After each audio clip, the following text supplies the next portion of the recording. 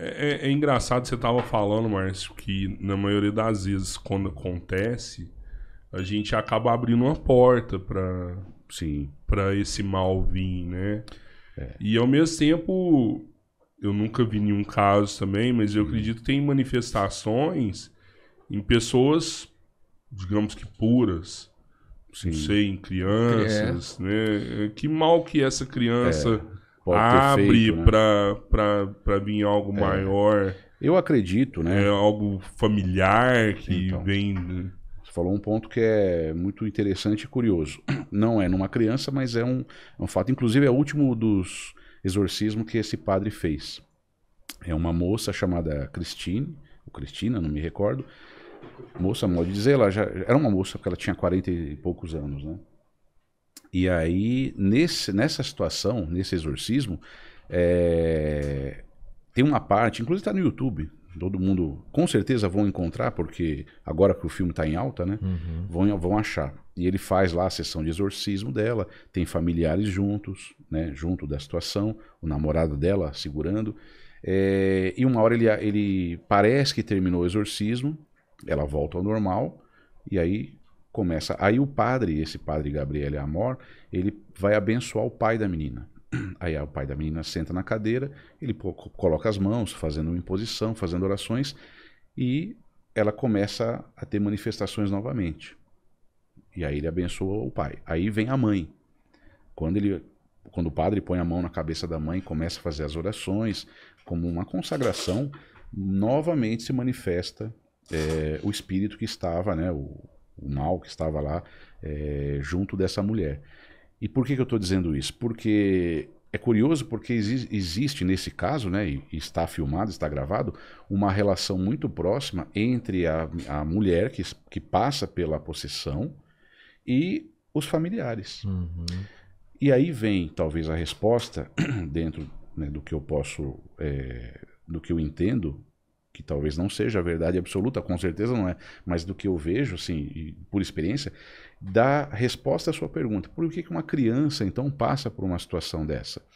Aí a gente tem que buscar que aquela criança, como adulto, é um espírito.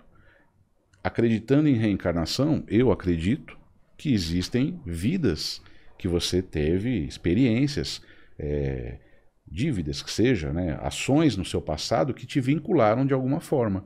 Possivelmente isso seria uma explicação para o fato de uma criança que até então é inocente passar por uma situação dessa. A gente não sabe o que aquele espírito carrega no sentido kármico, né? Então talvez seja uma explicação plausível para essa sua pergunta. Não pode ser também uma, sei lá, uma aproximação?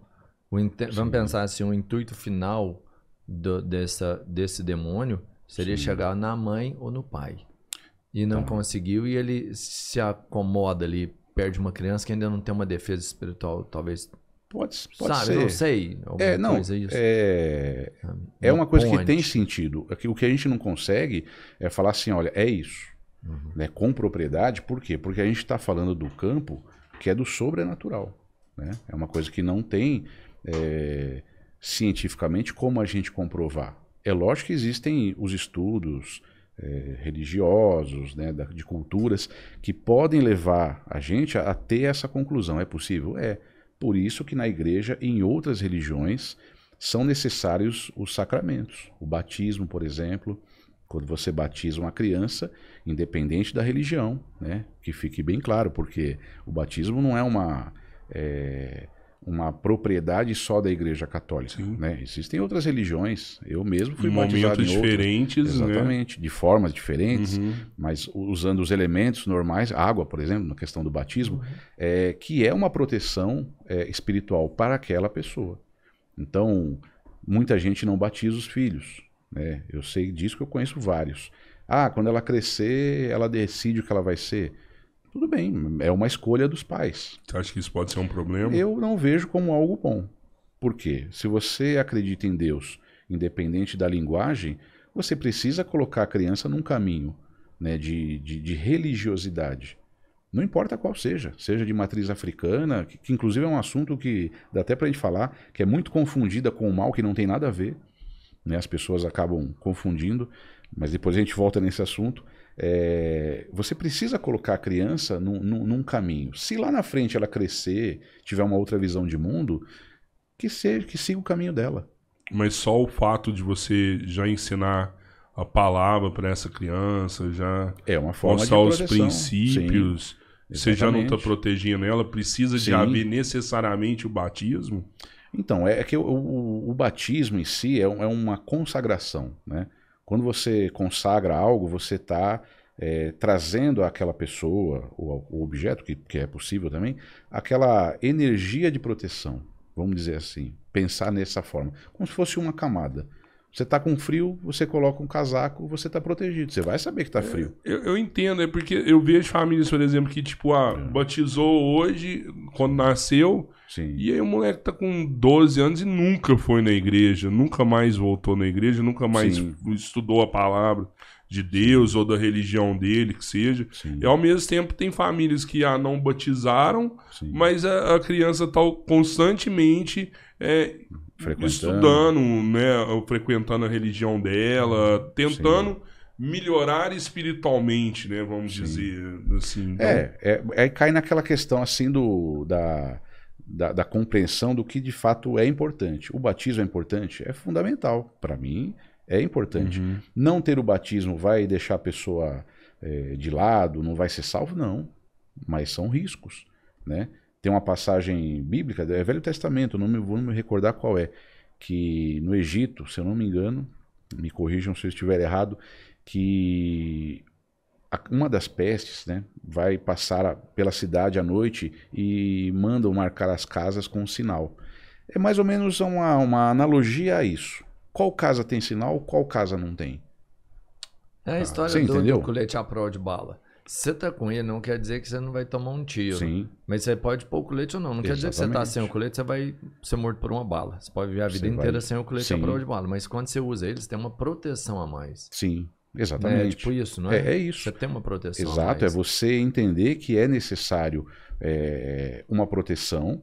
E tudo isso que eu estou dizendo não é para que as pessoas fiquem com medo de, ah, meu Deus, o mal está ali na esquina para me pegar, não. A gente nasceu para ser feliz, nasceu para ser livre e para amarmos aí uns aos outros, que é o ensinamento do Cristo. Mas o mal está na esquina. Mas o mal está na esquina. E ele só se aproxima quando eu permito. Ou quando nós permitimos. Assim, na minha visão, é assim. Por quê? Se você começa a ter atitudes ruins, seja de inveja, de raiva, de ódio, você está vibrando uma coisa que é muito próxima daquilo que você entende como mal. E por similaridade, né, por ressonância, né, de frequências, é uma aproximação. Você vira uma antena para aquilo lá. Tudo é questão de vibração, tudo vibra. Esse copo vibra, esse microfone nosso, porque nós somos feitos de átomos, né? Aí o assunto já... Sim. E é água que nem é cerveja. É muito assim, louco, porque é bem isso mesmo. O Gabriel fala que 98% dos casos não eram possessões, né? Exatamente. São casos de doenças mentais ou qualquer outro tipo de coisa, que a parte da medicina tem avançado demais. Nos remédios antidepressivos, antipsicóticos, tudo isso.